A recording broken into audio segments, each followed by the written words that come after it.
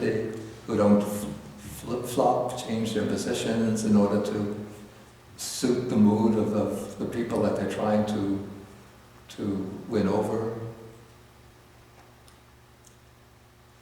And so in order to restore social harmony, it's important to find real people of real integrity who are willing to speak the truth and to hold to the truth, even when it means going against powerful vested interests, when it means going against popular opinion.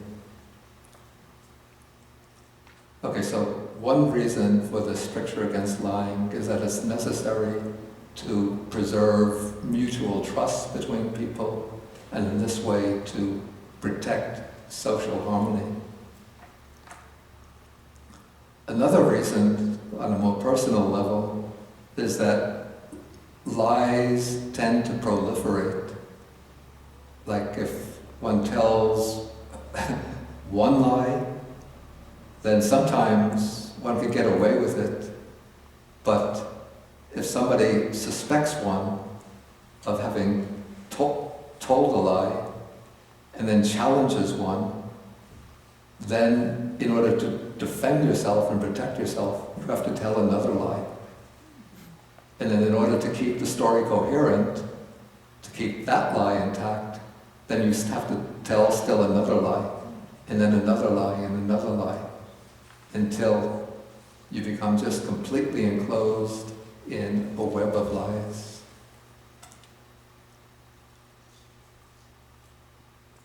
In my own personal experience, there was one incident that took place in my childhood that always remains quite clear in my memory. On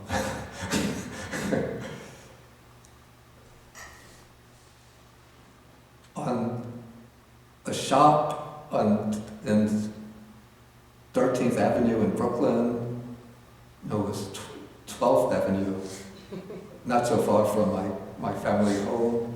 In the shop window there was a set with a pen and a pencil, pen and pencil set. And each time I would pass it, I would look at the pen and pencil set, and oh, it was just so enticing. I don't remember how old I was, maybe about 8 years old.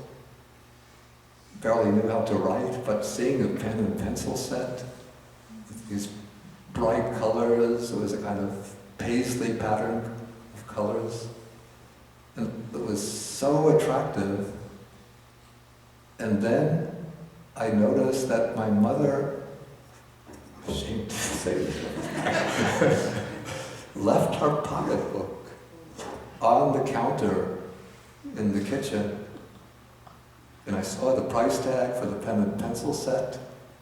And one day I couldn't resist, when my mother was out or in another room, I couldn't resist opening the pocketbook and seeing that there was enough money to buy the pen and pencil set. And so at that time I wasn't an ordained Buddhist monk with the precept not to steal.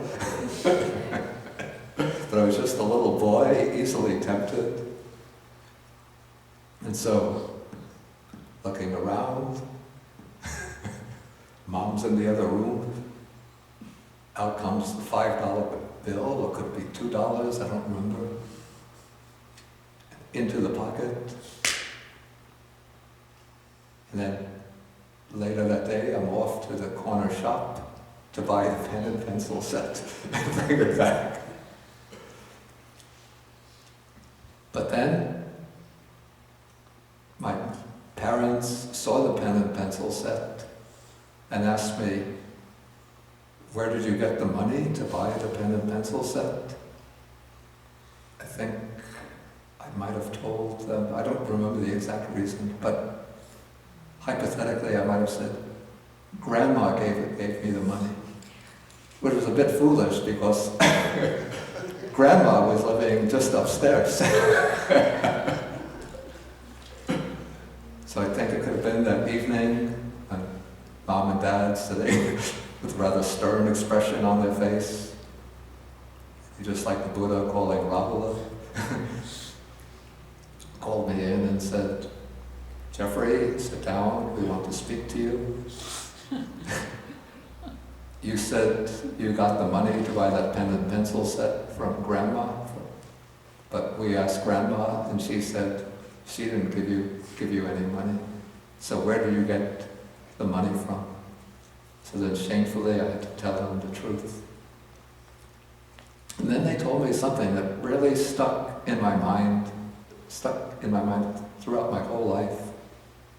They said, stealing is bad, it's something you shouldn't do, but what you did after that is even worse. What you did was to tell a lie in order to cover up your bad act. And so then they stressed to me the importance of telling the truth. So I've always remembered that.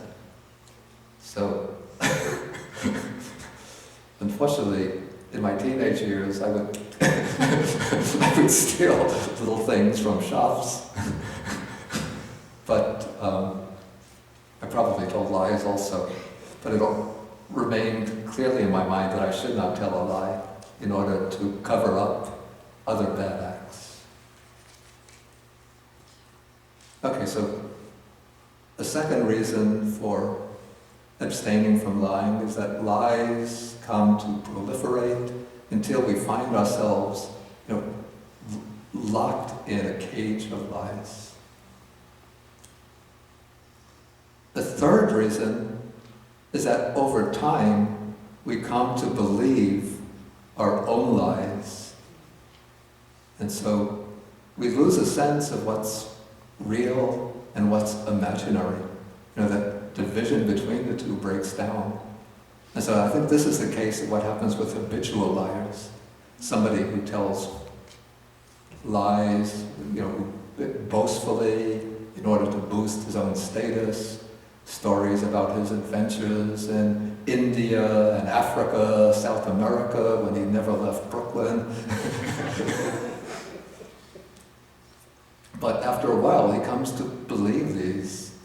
And so he maybe has like a swollen sense of ego, of self-importance, because he's been telling a lot of lies in order to boost his standing in the eyes of others. And so he gets swollen up and completely deceived, deceiving himself by his own falsehoods. And often we could almost develop a certain sensitivity towards people like that. So when we come across people who are habitual liars, maybe not immediately, but after a little while we can tell that they're liars. And then we develop a distrust towards them.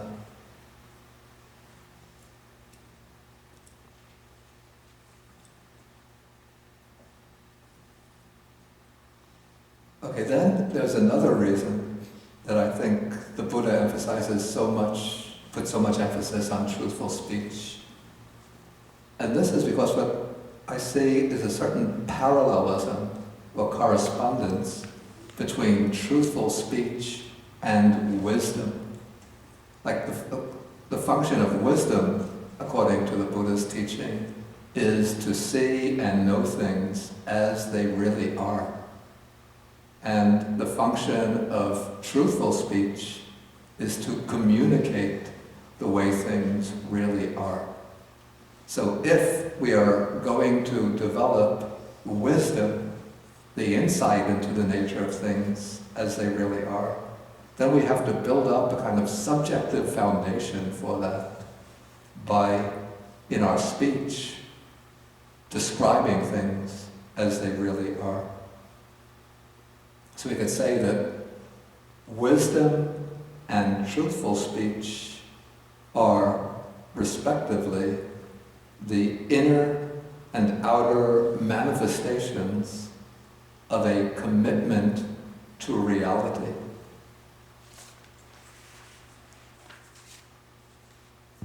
And when we make this commitment to truthful speech, this establishes a correspondence between our own inner being and the nature of reality or actuality. And so by establishing that correspondence, then truthful speech contributes to the growth and development of wisdom. Okay, so these are some of the reasons why I would say that Buddhism places so much emphasis on truthful speech. But now a certain problem comes up. Some of the questions or comments earlier were pointing in this direction. And that is, a question comes up, are there ever occasions when speaking falsehood is permissible or even necessary?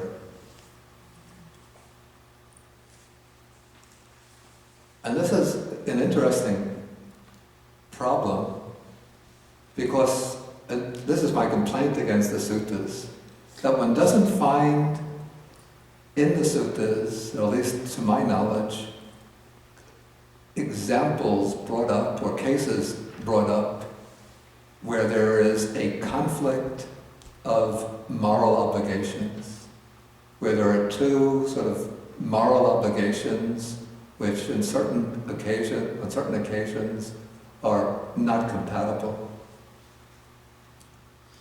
To give an example of this, different from that of truthful speech, say a farmer has taken the 5 precepts not to take life, and yet in order to plow his field, inevitably he's going to be harming, injuring living beings, the beings that live in the ground. So when we think that a farmer who's taken the 5 precepts might have some inner struggle, how can I plow my field in order to grow food, to provide for my family, and to earn a living, and yet uphold the precept to avoid taking life, even though he's not sort of deliberately singling out creatures to kill, but he knows when he's plowing the field that creatures are going to be killed. And yet we don't see in the suttas examples where the farmer might come to the Buddha and present him with that moral dilemma. And similarly, there are cases where there seems to be a conflict between the obligation to speak the truth and some other moral obligation. To take maybe a very clear case, during the period when the Nazis came to power in Germany and the years of World War II, there were families in some of the country, well, in Germany itself and some of the other countries conquered by the Nazis, in Poland, Czechoslovakia, Holland, which would hide Jewish people, in special rooms that they would build, and attics and basements, and keep them there.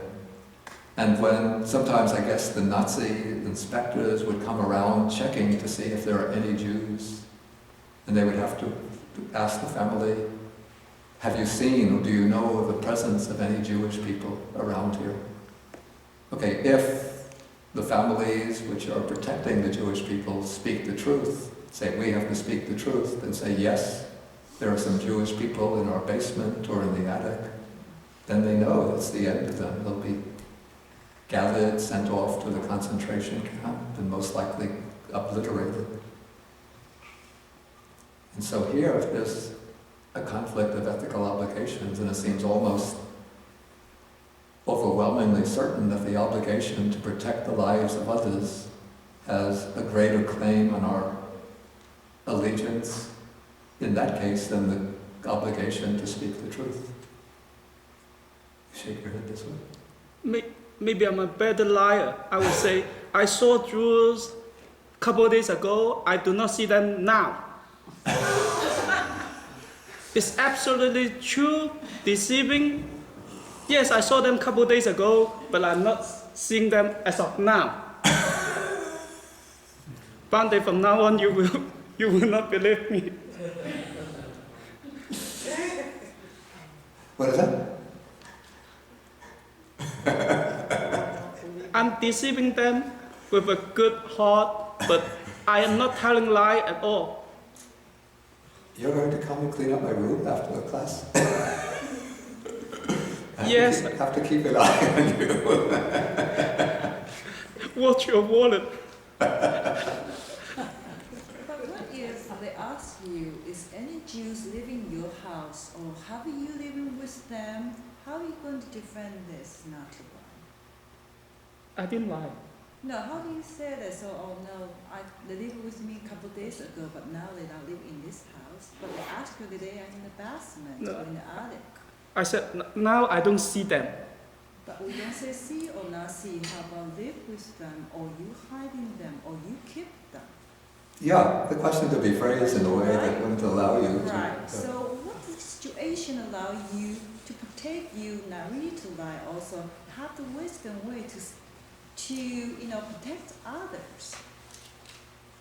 That is the key. That's what I feel sometimes. How we solve that in a certain situation, Yeah. right? Yeah. And a lot of things we developed with the reality and the sutras. I found some kind of conflictions there, but Some kind of confliction, yeah. Should I follow the sutra, or should I do something? How I develop this will become the wisdom. I had a problem with that. Yeah. And with this kind of wisdom be accepted by this reality we live, or by the sutra that time we live. I found that's a hard part. Yeah, yeah. And then for me to not to do this so, because I follow the sutra, but for other people in this reality, for that they don't see as the truth. I think some people have some comments to comment on your comment. Yes, I feel right now our discussions, we use a microscope to look at the detail. Very, very We use the detailed. what? The microscope to look at detail, yeah. Or magnifier to look at the detail. If we stay back, we see the whole situation. Yeah. If I say, yeah, I do not see these people. I do not. I do not see these people. I say Jewish, and I prevent these people kill people. Yeah. It's a good deed. It's a good deed. Yeah, I see, yeah. Okay, so I think it's really, I don't think it's violate anything. Yeah. Maybe second one is myself, I Yeah. say more people. Yeah. Yes. Okay, first, then we take Andrea, and then, I see, you have it, okay, so David, you speak. It's really the intent of the lie that's what's Yeah. important. I think that's not the extremely lie, not the lie itself. I think that's extremely important point. If you ask the doctor, am I going to die, and the doctor wants to protect you for some period of time for some good reason, he said, no, I think you'll be fine. Yeah. That's a different kind of a lie. Yeah, and I think that's where That's the end. compassion, as Dina brought up before, comes in. I say that there are, even though the texts speak about how lies are motivated by greed, hatred, or delusion, but it seems to me that in some cases there are lies which are motivated by compassion. Yeah, good reason. And I don't think somebody can argue that, well, if you say that that there are compassionate grounds for lying, then you're encouraging the unrestrained multiplication of falsehood. I don't think that's the case. It's not very convincing to me. There's also a situation where the person doesn't realize that they're lying, Yeah, right. That story about the sky is falling, Chicken Licken running around telling everybody the sky is falling because he's hit on the head by an acorn. He doesn't realize that he's lying and he's creating. Well, I would say that's not really a lie. That's when it's saying something which is not true. Yeah. But I say that lying implies intention. If there's no intention to communicate something falsely, it's not a lie. And then, Treya, the different.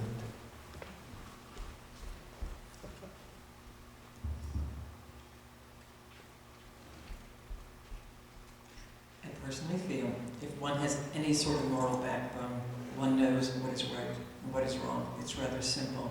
You protect the person hiding from the Nazis. You protect the runaway slave in the Underground Railroad. Or there are many other sorts of situations. And to go through, well, I'm not really lying, is the worst sort of moral equivocation. To go through, To say, well, if I say this, Yeah. it's not really a lie, is the worst form of moral equivocation. yeah, yeah, And it's a form of false scrupulosity, yeah. which really, I've been going nuts here, with that. It's sometimes, I just think it's just a simple thing, what's right is right, what's wrong is wrong. Now, do I have to go look in a book? I mean, if you want to take the Holocaust example, there's a book about,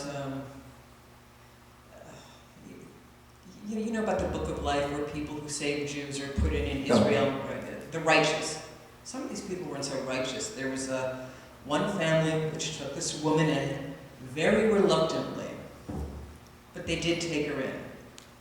They didn't betray her.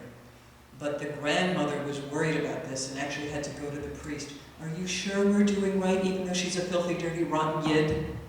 And the priest said, yes, you're doing right. Mm-hmm. So I can't believe they made it into the Book of the Righteous. I mean, just barely. But to have to be told by some authority figure or go in a book, I think personally, you've got a real problem. Yeah. Yeah, so basically I come in agreement with that. There are instances where one gets a very clear, intuitive moral sense of what is right and what is wrong. I say also that there are some people who have a professional commitment to speak falsehood, and speaking falsehood is necessary to protect large numbers of people. People working in, well, maybe I'll get some eggs thrown at me, but somebody working in the CIA. You do, you'd be killed. Excuse me? You do have to keep it secret. They can be Yeah, killed. exactly, and you have to put out like a false identity. Undercover officer. Yeah. I mean, it's not always done with bad intentions. So. Anyway, so I just wanted to bring out that there are cases where it seems that there are other moral obligations sort of trump the obligation to speak the truth. So what I would say is that other things being equal, if there's no other overriding moral obligation, then we're under an obligation to speak the truth. I just have one question. You said something. You said, this is where I have trouble with the sutra. Yeah. Because it doesn't, it's possible to have... Wait. Take the microphone. You mentioned that this was a place where, this is a point that you had, where you had a problem with the sutra, because it doesn't mention these things. But conceivably, you could have problems anywhere along the line with the sutras. And how do you know when to believe it and accept it and when to question it? I mean, that's a big question that maybe I shouldn't try to go into right now. But do some of the comments now answer the point that you brought up? Yeah. Yes, quite similar to what he mentioned about if there is the problem, have the conflict, how are we going to follow? And just like you mentioned, the previously Christians, what did you just say? I said, how do you decide? I said, Right. how do you decide whether to believe and follow or not? A question. And then things can go, just really have problem to... I don't want to get into such a big question, but just to keep it focused on the question of whether there's a conflict of moral obligations. And here I think one has to have what I would call an intuitive reliance upon one's own intuition about what is right, what is wrong, under the circumstances in which one finds oneself. Like the farmer who has to plow the field in order to grow crops and feed his family. I mean, he'll understand that these are sort of like the limitations placed on him, that he can't abstain from taking life perfectly, 100%, but he does his best.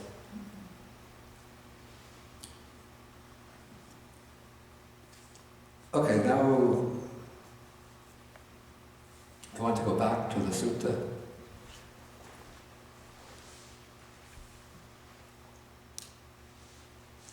Okay, then just taking the last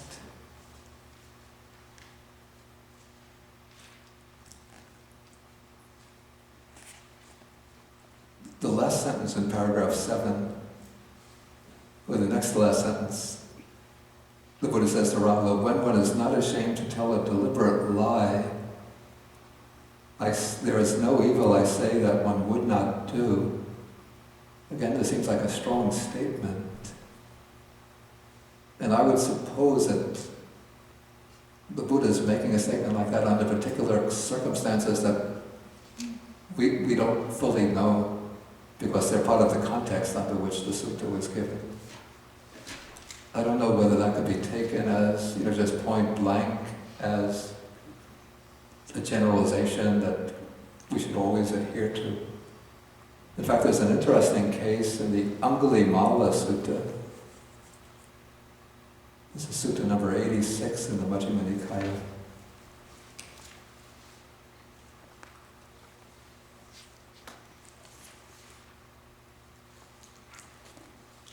This is on page 714 in the middle-length Discourses. Probably many of you know the story of Angulimala. In the earlier part of his life, he had been a terrible, what we would call a serial killer, who would kill many, many people, and whenever he would kill them, he would cut off one of their fingers, dry it up till only the bone remains, and then he put together a necklace of the bones of their fingers.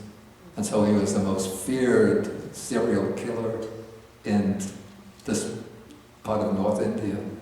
But the Buddha went into the forest where he was living, transformed him, and then Angulimala became a Buddhist monk.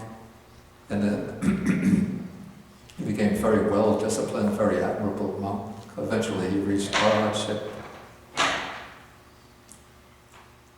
Okay, now one day, Angulimala was going on alms round in the town of Savatthi, and then he saw a woman who was having a difficult childbirth. And then Angulimala returned to the Buddha and reported what he saw. And then, this is in paragraph 15, the Buddha says to Angulimala, he says, in that case, go to Savatthi and say to that woman, Sister, since I was born, I do not recall that I have ever intentionally deprived a living being of life. By this truth, may you be well, and may your infant be well. Then Angulimala says to the Buddha, he says, Bhante, in that case, wouldn't I be telling a deliberate lie? For I have intentionally killed many living beings. But then the Buddha said, the Buddha had a different intention in mind when he said that, which wasn't made explicit. And so the way Angulimala understood it, if he were to say that, make that statement, he would be telling a deliberate lie. And so the Buddha then expresses his intention explicitly. He says, then go into Savatthi and say to that woman, Sister, since I was born with a noble birth, I do not recall that I have ever intentionally deprived a living being of life. By this truth, may you be well, and may your infant be well. Then Angulimala goes into the city, he goes up to the woman, he makes that statement, and then the woman has an easy childbirth, and the infant as well, and the woman becomes well. I think this was before, at least according to the sutta, before Angulimala became an arhat, but perhaps already he was a sotapanna, so he was a noble one.